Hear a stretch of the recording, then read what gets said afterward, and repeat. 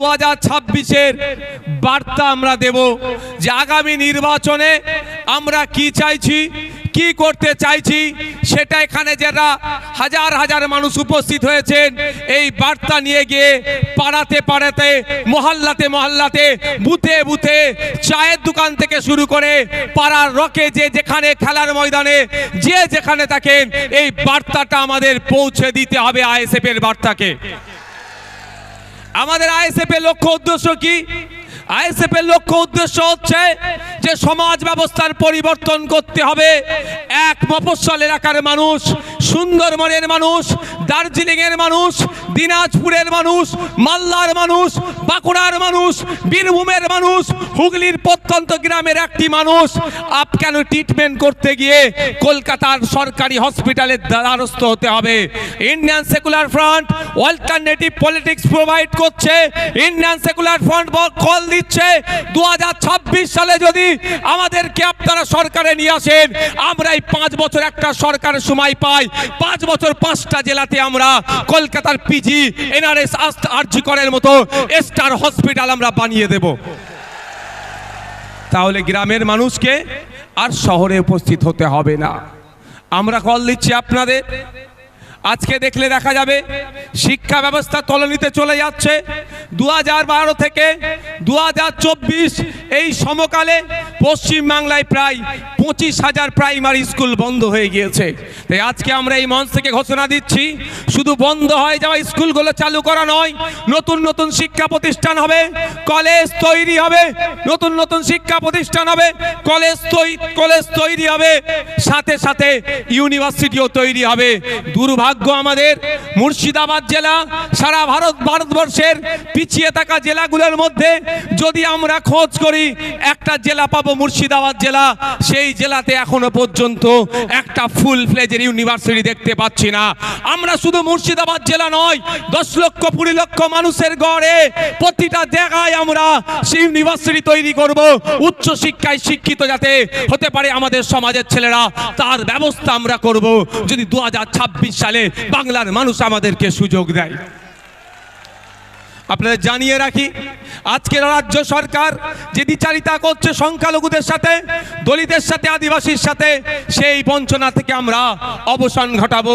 हमारे यहाँ पे प्यारे, हमारा सबका प्यारा बाबा साहेब अम्बेडकर जी का उनका 3rd जनरेशन प्रकाश अंबेडकर जी एसएचए ने। हम आपको बोलना चाहते हैं, बंगाल में जो अभी सरकार चल रहा है सिर्फ नाम का सरकार चल रहा है, आखिर में सर्कस चला रहा है।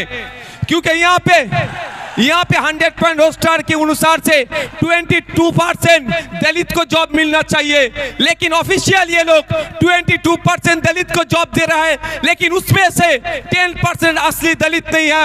फेक सर्टिफिकेट डाल के दलित का जहाँ के ये सरकार छीनना चाहते हैं। हम लोग का लड़ाई है 22% असली जो दलित है उनको जॉब मिले, वही लड़ाई हम लोगों का है। यहाँ पे 6% रिजर्वेशन है एसटी कम्युनिटी के लिए। दुख की बात है, बंगाल में 1 करोड़ आदिवासी नहीं है, लेकिन 1.5 करोड़ एसटी सर्टिफिकेट प्रोवाइड किया गया है। इसका मतलब यही होता है जे 6% जो है, जब उसमें से असली जो आदिवासी है उनको नहीं मिल रहा है, उसको छोड़ के जो नॉन आदिवासी है, जो आदिवासी के जो संरक्षण है, जो रिजर्वेशन है, उसमें से वो लोग खा जा रहे हैं। तो हमारा मंच इस दिन आज यहाँ से ऐलान करना चाहते हैं, अगर हम लोग सत्ते में आएंगे 22% जो दलित के लिए जॉब है, रिजर्वेशन उनको सही से मिलेगा, 6% जो आदिवासी के हैं वो मिलेगा। साथ में रंगनाथ मिश्रा जी का जो कमीशन है, बैकवर्ड क्लास का जो माइनॉरिटी मुस्लिम है उनका जो 10% देने के लिए बोला है, हम लोग देंगे। 100টা চাকরি হলে 10টা অনগ্রসর মুসলমান চাকরি পাবে, 22টা দলিত চাকরি পাবে, 6 জন আদিবাসী পাবে প্রকৃত। এর ব্যবস্থা আমরা করব যদি 2026 সালে আমাদেরকে নিয়ে আসা হয়, আমরা করব। আমরা এই মঞ্চ থেকে কি বলছি, আমাদের অধিকার পরিযায়ী শ্রমিকের অধিকার। ইন্টার স্টেট মাইগ্রেন্ট লেবারস অ্যাক্ট 1979 কেন্দ্র সরকারের আইন এই মাইগ্রেন্ট লেবারদের এই যারা নানান রকম অত্যাচার অনাচার হচ্ছে এইগুলো বন্ধের জন্য। কিন্তু দুর্ভাগ্য আজকে এখানে যারা উপস্থিত হয়েছেন মুর্শিদাবাদ, মালদা, দিনাজপুর রাজ্যের বিভিন্ন জায়গা থেকে এসেছেন, যাদের অনেকের বাড়ির লেবার ছেলেরা মাইগ্রেন্ট লেবার হয়ে ভিন্ন রাজ্যে কাজ করছেন। আপনাদেরকে জানানো হয়নি inter state migrant labour act 1979টা কি, ওখানে প্রত্যেকটা যে মাইগ্রেন্ট লেবার আছে তার অধিকার সুরক্ষিত আছে।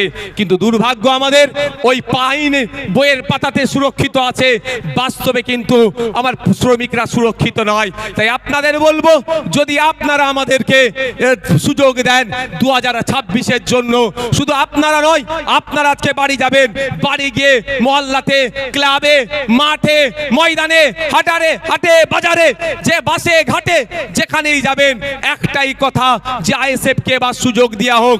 আইএসএফ এই চোর ডাকাত গুন্ডা মস্তানগুলোকে সরিয়ে দিয়ে সুষ্ঠু সমাজ ব্যবস্থা নিয়ে আসবে।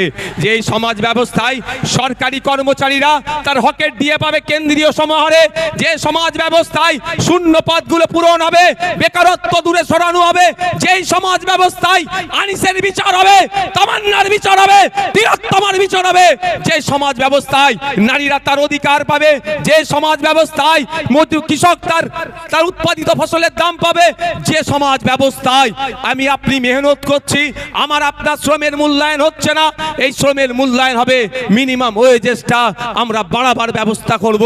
যে এই সমাজ ব্যবস্থায় নারীদের হাতে শুধু 1000-1200 টাকা তুলে দিও নয়, নারীদেরকে ক্ষমতায়ন করতে গেলে আমরা মনে করি কম করে 5000 টাকার ব্যবস্থা করতে হবে। সেই সমাজ ব্যবস্থা আমরা নিয়ে আসব। তবে হ্যাঁ, 5000 টাকা দেওয়ার সাথে সাথে রাজ্য কিছু কাজ বুঝে নেবে।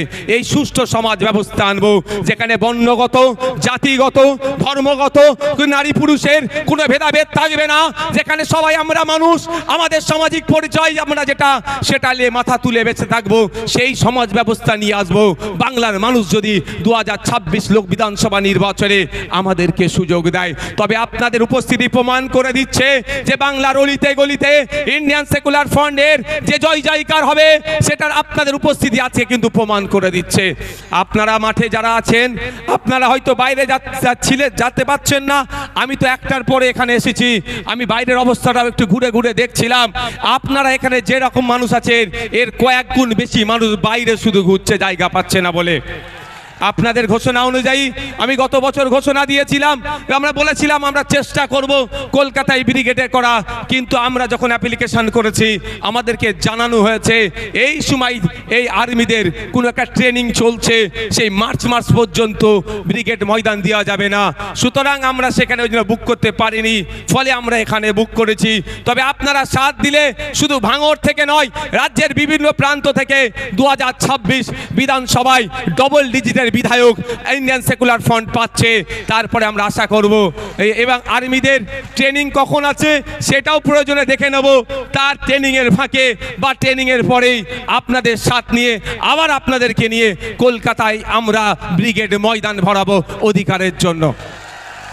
বন্ধুগণ, আজকের এই অধিকার সবাই বিভিন্ন বিষয় ছিল, অনেকে চর্চা করেছে। আমি টু দা পয়েন্ট এসআইআর নিয়ে একটু বলতে চাই। আপনারা কারা শুনতে চান একটু হাত তুলে দেখান তো, এটা হাতটা তুলে রাখুন, হাতটা একটু তুলে রাখবেন। অসুবিধা হচ্ছে না তো কারো? অসুবিধা হচ্ছে না তো? ইভিএম মেশিনের সামনে গিয়ে খাম চিহ্নটা দেখবো, আর যেখানে খাম চিহ্ন থাকবে না আমাদের নেতৃত্বরা যেটা বলবেন সেখানে আমরা অন্য কোনো বুদামে হাত দেওয়ার দরকার নাই। আমি এসআইআর নিয়ে গুটি কয়েক কথা বলবো বলে আমি বক্তব্য শেষ করে দেবো। আমি কথা দিয়েছিলাম শীতকালের বেলা সকাল সকাল আসুন, সকাল সকাল ছেড়ে দেবো, কথা দিয়েছিলাম তো। আমি আপনাদের এসআইআর নিয়ে বলছি, এই একদম মাথায় ঢুকিয়ে নিন। এই এসআইআর যে সমস্যা তৈরি হয়েছে, এই সমস্যা তৈরির পেছনে দুটো রাজনৈতিক দল সম্পূর্ণভাবে দায়ী। তৃণমূল বিজেপি মিলে এসআইআর নামক সমস্যাটাকে তৈরি করছে ইলেকশন কমিশন অফ ইন্ডিয়াকে সামনে রেখে। তাই আমাদের যেভাবে অহেতুক হয়রানি পেরেশানি করা হচ্ছে, এর জবাব আমরা ইভিএম মেশিনে গিয়ে এই তৃণমূল আর বিজেপির বিরুদ্ধে আমরা দিয়ে দেব। আমি প্রমাণ দেব আপনাদের, প্রমাণ ছাড়া আমি কথা বলি না। আমি প্রমাণ দিয়ে দেবো একটা একটা করে। যদি আপনাদের শোনার এনার্জি থাকে আমি তাহলে শোনাবো। এনার্জি আছে তো ভাই? তাহলে আমি শুনিয়াবো। একটু পোলটা খোলা দরকার। সাপ হয়ে কামড়াচ্ছে আর ওজা হয়ে ঝাড়ার চেষ্টা করছে। সাপকেও ধরতে হবে আর কামড়ানোতে আসার আগে তাকে ধরে নিতে হবে। আপনাদের মাবি বলে রাখি, 2021-এ নির্বাচন পার হয়েছিল সিএ এনআরসির ভয় দেখিয়ে। সিএ এনআরসি করে দেশ থেকে তাড়িয়ে দেবে।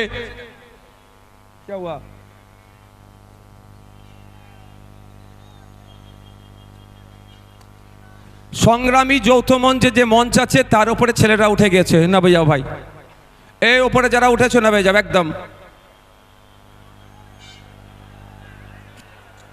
একদম নেমে যাও। এটা অনৈতিক কাজ, নেমে পড়ো চাল থেকে। শোনেন ভাই, এদিকে দেখান। 2021 সালে নির্বাচন কি দেখিয়ে পার হয়েছিল? বিজেপি বলেছিল এসআইআর করে তাড়িয়ে দেবো। এই বিজেপি বলেছে এনআরসি সিএ করে তাড়িয়ে দেবো। আর মমতা ব্যানার্জির দলেরা কি বলেছিল? যে তাড়াতে পারবে না, আমরা আছি। এখনো বলুন, এই 2026-এ নির্বাচন আসছে, এসআইআর করে ভোটাধিকার কেড়ে নেব গল্প শোনাচ্ছে শুভেন্দু অধিকারী। আর মমতা ব্যানার্জি ফিক ফিক করে এসে বলছে আমি থাকতে এসআইআর হতে দেব না। অলরেডি কাগজ নিয়ে আপনাকে আমাকে ছুটাছুটি করতে হচ্ছে। আমার নামও নোটিশ এসে গিয়েছে। নোবেল জয়ী বিখ্যাত মানুষ অমর্ত্য সেন্সারের নামেও অপদার্থ কমিশন নোটিশ পাঠিয়েছে এই বিজেপি তৃণমূলের পাল্লায় পড়ে। শুধু তাই নয়, স্বাধীনতা সংগ্রামী, মুক্তিযোদ্ধা, বীর, ভারতবর্ষের অন্যতম শ্রেষ্ঠ আইকনিক ব্যক্তি, তার নাম নেতাজি সুভাষচন্দ্র বোস। নেতাজি সুভাষচন্দ্র স্যারের পরিবারকেও এই নোটিশ পাঠিয়েছে। তাই আপনাদের বলবো, 2026-এর বৈতরণী পার করার জন্য তৃণমূল আর বিজেপি এসআইআর নামক এই সমস্যাটার অবতরণ করেছে। তাই আপনাদের বলবো, এই সমস্যাতে অহেতুক হয়রানি করার চেষ্টা হচ্ছে, তবে আপনি আতঙ্কিত হবেন না। দিন দেওয়ানে বলেছিলাম স্বচ্ছ এসআইআর করলে সহযোগিতা করব। আজকেও বলছি স্বচ্ছ এসআইআর মিন্স ভোটার লিস্ট স্বচ্ছ হোক, মৃত ভোটারের নাম বাদ যাবে। একাধিক জায়গায় ভোটার লিস্টে নাম উঠেছে, বাদ যাবে। যার অস্তিত্ব নেই সেই ভোটারের নাম বাদ যাবে। প্রয়োজন আমরা সহযোগিতা করব। কিন্তু স্বচ্ছতার নামে নির্বাচন কমিশন যে অহেতুক হয়রানি করছে, এর জবাব দেওয়ার জন্য প্রশ্ন করেছিলাম আমরা নির্বাচন কমিশনে। শুধু তাই নয়, আপনাদের এই নওশাদ সিদ্দিকী কামচিহ্ন নেতা সুপ্রিম কোর্টে গিয়ে আপনাদের জন্য মামলা করেছে। আপনাদের বলে রাখি, দুটো কাজ এই মুহূর্তে মমতা ব্যানার্জি যদি করে, দুটো কাজ যদি এই মুহূর্তে মমতা ব্যানার্জি করে, হয়রানিও বন্ধ হবে, আতঙ্কিত হবেন না। দুটো কাজ কি কি বলে দিচ্ছি, শর্ট টাইম, আমি বেশিক্ষণ বলবো না, বলেছি আপনাদের। প্রথম কাজ হচ্ছে ওয়াল পার্টি মিটিং ডাকা। Mamata Banerjee all party meeting ডাকুক, সমস্ত রাজনৈতিক দলের নেতাদেরকে ডাকুক। যেই পরিস্থিতি বাংলার স্বাধীনতা সংগ্রামী পরিবার থেকে শুরু করে, পীর পরিবার থেকে শুরু করে, বিভিন্ন ধর্মীয় পরিবার থেকে শুরু করে, বিভিন্ন যাদের সামাজিক প্রভাব প্রতিপত্তি আছে, সব সমেত সাধারণ মানুষদেরকে অহেতুক হয়রানি হচ্ছে। এই হয়রানি বন্ধ আমাদের করতে হবে। অল পার্টি মিটিং ডাকা দরকার। কেমন অল পার্টি মিটিং? আপনাদের জানিয়ে রাখি, বর্বর পাকিস্তানিরা যখন এসে পেহেলগাঁওতে আমাদের দেশের নাগরিককে খুন করলো, সেই সময় অল পার্টি মিটিং ভারত সরকার ডেকেছিল। সেই সময় কংগ্রেসের পক্ষ থেকে বলেছিল পাকিস্তানের বিরুদ্ধে অল আউট যাও, আমাদের কোনো অবজেকশন নাই। আজকে মমতা ব্যানার্জি যদি অল পার্টি মিটিং ডাকে, মমতা ব্যানার্জি ডাকে কেউ আসুক আর নাই আসুক, ইন্ডিয়ান সেকুলার ফ্রন্ট যাবে বাংলার নাগরিকদের সাথে, সেখানে গিয়ে বলবে স্বচ্ছতার সাথে যে কাজ পশ্চিমবাংলা সরকার করতে চাই আমরা প্রস্তুত আছি বাংলার মানুষের জন্য।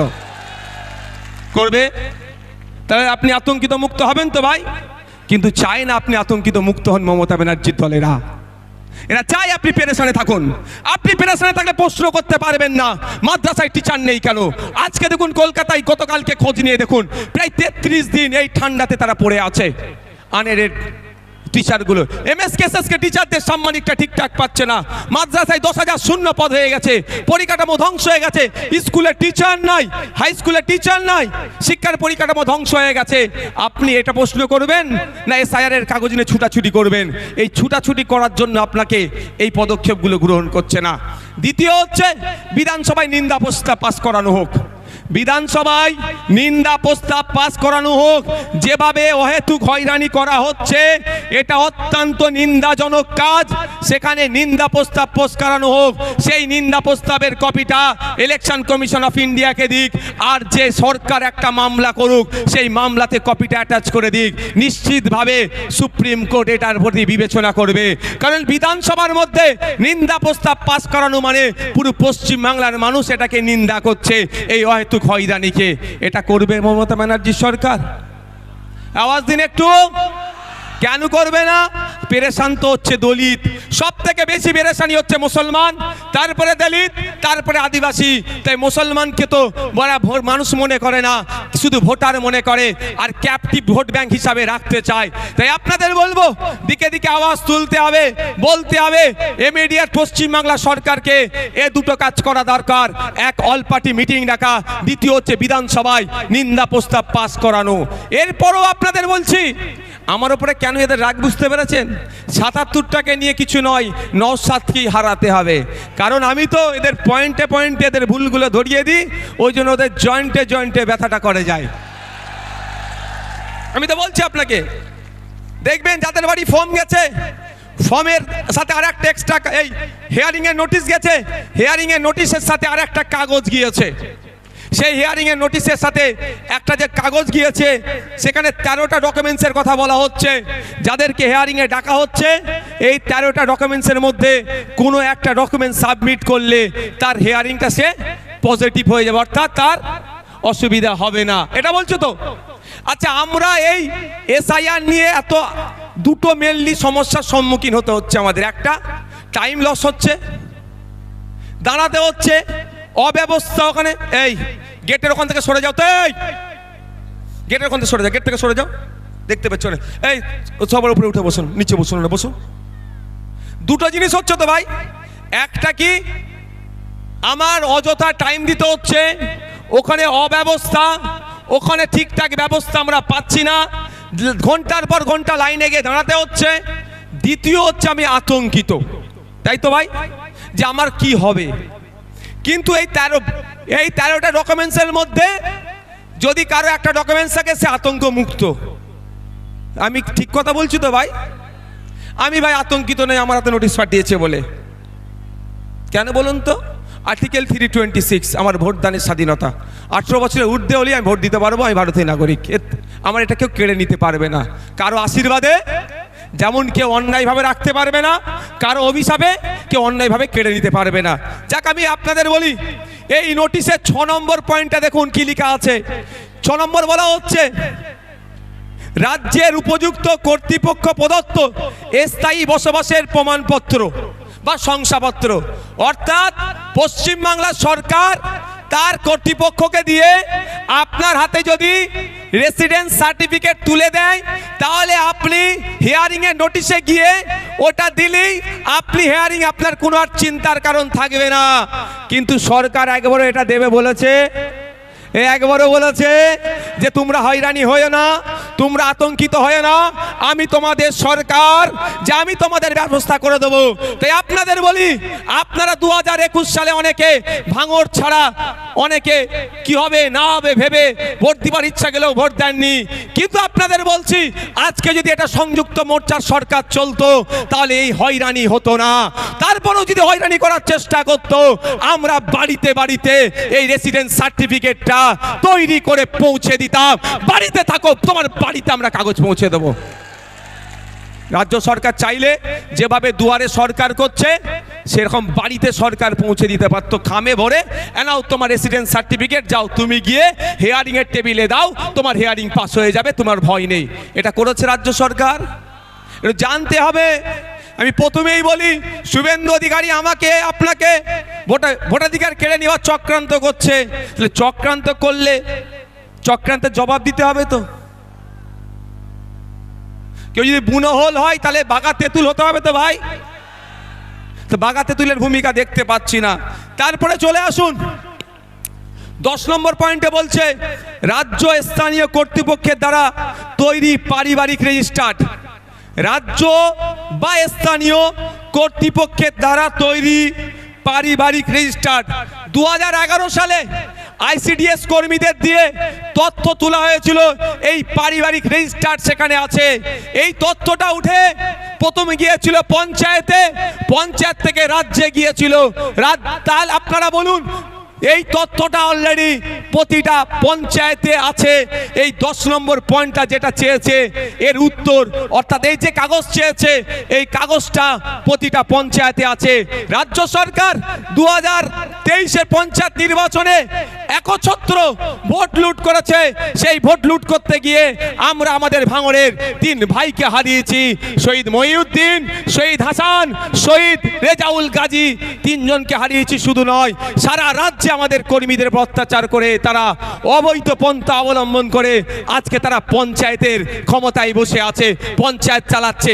সেই পঞ্চায়েতের মাধ্যমেই যদি প্রতিটা বাড়িতে বাড়িতে এই তথ্যটা 10 নম্বর যে পয়েন্ট আছে পারিবারিক রেজিস্টার যদি পৌঁছে দেয়, ওটা নিয়ে আপনি যখনই হিয়ারিং এর টেবিলে যাবেন আপনাকে অফিসার আর কিছু দ্বিতীয় প্রশ্ন করার সুযোগ পাবে না।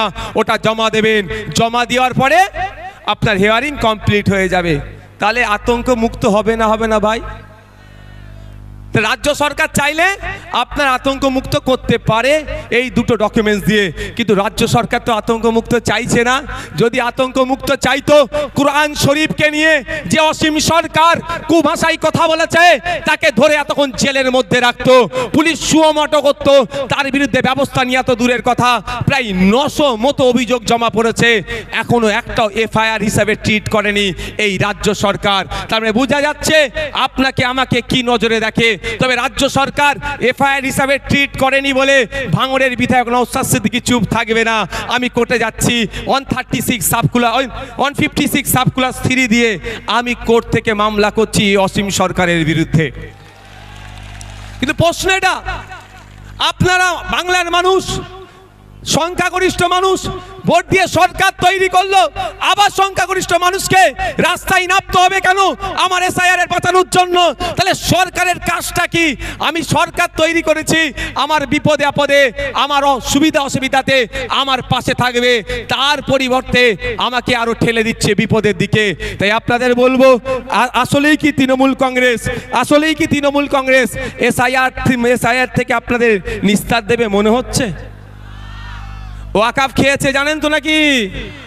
ওয়াকাফটা যেমন আমি আছি হবে না, আমি থাকতে হবে না, টুক করে রাত্রে কি বললো? ওয়াকাফ মেনে নিল, এটাও মিলিয়ে নেবেন। এসআইআর উনি বেঁচে থাকতে হবেন না বলছেন, বলতে বলতে শেষ দিন আপনাকে তো ডুবিয়ে দিতে পারে। তাই বলছি আপনাদের, আপনার লড়াই আপনাকে লড়ে নিতে হবে, আমার লড়াই আমাদেরকে লড়ে নিতে হবে। তাই ওদের কথা, মমতা ব্যানার্জির কথাই ভরসা করে লাভ হবে না, আমাদেরকে আওয়াজ তুলতে হবে যে ইমিডিয়েট যে পঞ্চায়েতে পারিবারিক রেজিস্টার যে সার্টিফিকেট আছে সেইগুলো যাদের নামে হেয়ারিং এসছে, তাই hearing already supreme court order দিয়েছে, যাদেরকে হেয়ারিং ইস্যু করা হচ্ছে তাদের লিস্ট কি করো, পাবলিশ করো।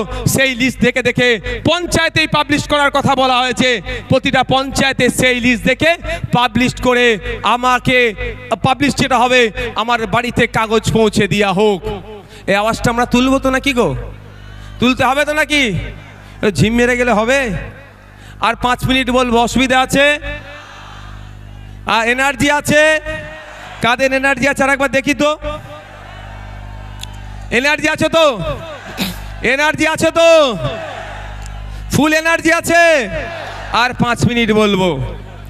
মমতা ব্যানার্জি এই মুহূর্তে পশ্চিম বাংলার মুসলমানদেরকে সব থেকে বড় যে অভিশাপটা দিয়েছে তার নাম হচ্ছে ওবিসি নতুন সার্টিফিকেট। মমতা ব্যানার্জি প্রতিনিয়ত, তার দল বাঁচছেনি, প্রতিনিয়ত মুসলমান দলিত আদিবাসীদেরকে এক একটা করে অভিশাপ উপহার দেয়। তাই মুসলমান এখন সব থেকে বড় অভিশাপ যেটা পেয়েছে সেটার নাম হচ্ছে ওবিসি সার্টিফিকেট। এই ওবিসি সার্টিফিকেট নাম কা অস্তে থাকবে, ছিঁড়ে ফেলে দেওয়া, বাড়িতে রেখে দেওয়া আর সার্টিফিকেট রাখা একই হবে। কারণ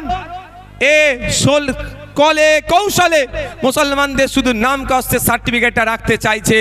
যেভাবে মেসিকে দেখতে আসলো, টিকিট কাটলো, বাড়িতে ঢুকলো, তারপরে কি হলো, আপনার স্টেডিয়ামে ঢুকলো, মেসিকে দেখতে পেল না। আপনার হাতে সার্টিফিকেট থাকবে, ফর্ম ফিল আপ করবেন, পরীক্ষায় বসবেন, রিটেনে পাস করবেন, ভাইভাতে গিয়ে ভাইবার পরে যখন লিস্ট বার হবে আপনি সংরক্ষিত কোটায় আর চাকরি পাবেন না। এই গ্যাড়াকলটা মমতা ব্যানার্জি সরকার করেছে, তৃণমূলের সরকার করেছে। তাই আপনাদের বলবো এর বিরুদ্ধে আমাদের লড়াই করতে হবে। আমাদের লড়াই ফেক এসটি সার্টিফিকেটের বিরুদ্ধে। প্রকৃত যিনি দলিত সে চাকরি পাচ্ছে না, প্রকৃত যিনি আদিবাসী সে চাকরি পাচ্ছে না, প্রকৃত যে অনগ্রসর শ্রেণীর মুসলমান সে চাকরি পাচ্ছে না। এর বিরুদ্ধে আমাদের লড়াই। যারা প্রকৃত অর্থে চাকরির প্রয়োজন, উচ্চশিক্ষায় সংরক্ষণের প্রয়োজন, তাদেরকে ক্ষমতায় নিয়ে আসতে হবে। তাই আপনাদের বার্তা দিচ্ছি, আপনারা যদি আমাদের সুযোগ দেন আমরা নিয়ে আসবো। তবে একটা কথা বলি, মমতা ব্যানার্জির বিশ্বাস হচ্ছে না আমার তিনি এসআইআর এর বিরুদ্ধে সত্যিকারের লড়াই করবেন। বাসন্তীতে হেয়ারিং এর পরে আপনার রিসিপ্ট দিচ্ছিল না, আমাদের কর্মীরা গিয়ে আন্দোলন করে রিসিপ্ট যখন দেওয়ালো তার কিছুক্ষণের মধ্যে পুলিশকে পাঠিয়ে তৃণমূলের নেতা এসে আমাদের কর্মীদের ওখান থেকে সরিয়ে দিল। এটা মানে কি? রিসিপ্ট দেওয়া তো ভালো কথা, তারপরে খবর পেলাম আর রিসিপ্ট দিচ্ছে না। তাহলে এই যে চক্রান্ত বিজেপি করছে সেই চক্রান্তের সাথে কিন্তু তৃণমূলও একইভাবে যুক্ত আছে। তাই এই চক্রান্তের জবাব আমাদেরকে গণতান্ত্রিক প্রক্রিয়া দিতে হবে। গতকালকে দেখছিলাম সিপিএম এর এক সিনিয়র লিডারের মেরে মুখটুক ফাটিয়ে দিয়েছে। অভিযোগটা কি? তার অপরাধটা কি? যে এসআইআর এর নামে যে অহেতুক নাগরিক হয়রানি হচ্ছে এর বন্ধের জন্য ডেপুটেশন দিতে গিয়েছিল। তাহলে নাগরিক হয়রানি বন্ধের জন্য ডেপুটেশন দিলে যদি অহেতুক পেরেশানি করে, এই তৃণমূল যদি আক্রমণ করে, প্রকৃত অর্থে তৃণমূল কি এর বিরুদ্ধে আছে? আজকের প্রোগ্রাম আমরা এবার একদম শেষের দিকে এসেছি, আমরা শেষ করব। শেষ করতে আগে আপনারা আস্তে আস্তে বিদায় নেন, যেতে যেতে মাইকের আওয়াজ পাবেন।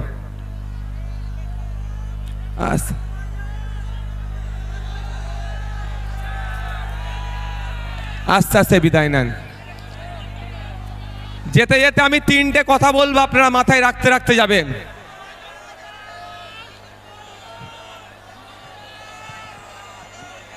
তিনটে কথা বলবো, মাথায় রাখতে রাখতে যাবেন। প্রথম কথা, আমি আবারও বলছি, প্রতিটা স্টেজ থেকে বলছি, আজকেও বলছি, আপনার ছেলে মেয়েগুলোকে উচ্চশিক্ষায় শিক্ষিত করুন। বাইট উধার দেঙ্গে, ইধার নেই, সব বাইরে যাবে, সব ওই পারে, এখানে কেউ আসবে না, বাইট এখানে না। প্রতিটা ছেলে মেয়েকে উচ্চশিক্ষায় শিক্ষিত করুন। একবেলা খেতে পাবেন না, তাহলে অসুবিধা নাই। ভলেন্টিয়ার যারা আছেন,